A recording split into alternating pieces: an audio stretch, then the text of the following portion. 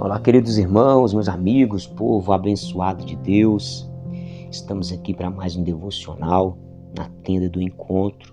Glória a Deus por mais esse dia, que nós possamos estar posicionados para vivermos mais um dia para a glória de Deus, na direção da palavra do Espírito de Deus. Nós vamos meditar no livro de Juízes, capítulo 1, do versículo 6 ao versículo 20, nós vamos ver aqui a tristeza que o povo de Deus sofreu por causa da sua rebeldia.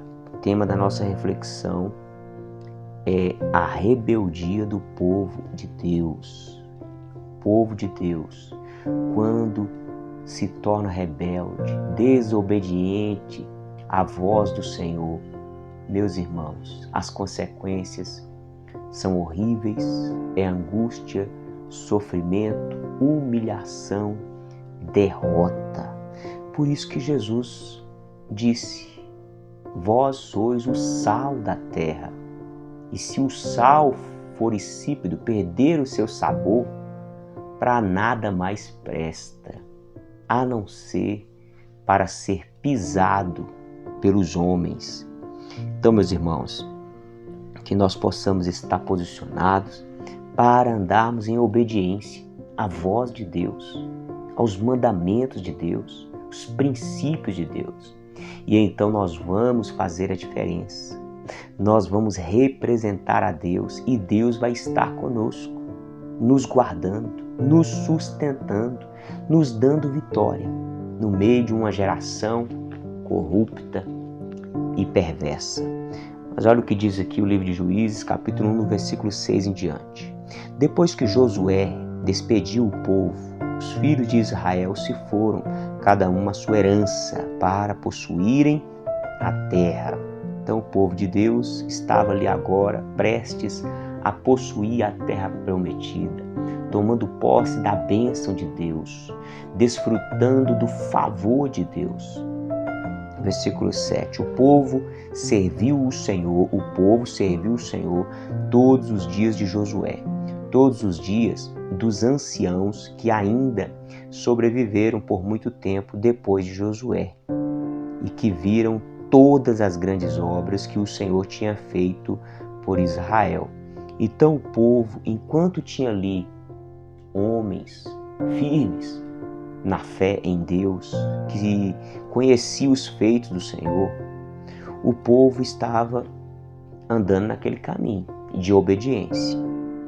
Mas quando eles vão morrendo, Josué morre, depois os anciãos que tinham visto os grandes feitos de Deus estão ali morrendo e eles não estão tendo a capacidade de passar para a próxima geração o conhecimento de Deus. E uma vez que falta o conhecimento, o povo perece. O povo sofre porque falta o conhecimento de Deus. Olha o versículo 8.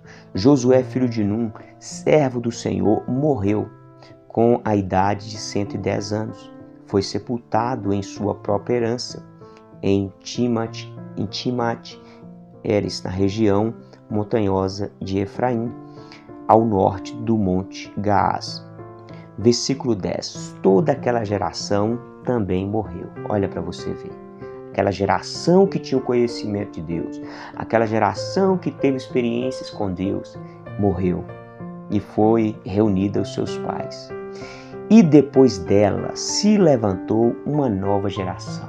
Essa nova geração não teve ali o conhecimento de Deus, porque a geração anterior não foi cuidadosa de passar o conhecimento de Deus. Então se levantou uma nova geração que não conhecia o Senhor, nem as obras que ele havia feito por Israel. Meu Deus do céu, meus irmãos, olha a responsabilidade que nós temos, tanto de buscar o conhecimento, como também de passar o conhecimento para a próxima geração. Porque sem conhecimento o povo perece.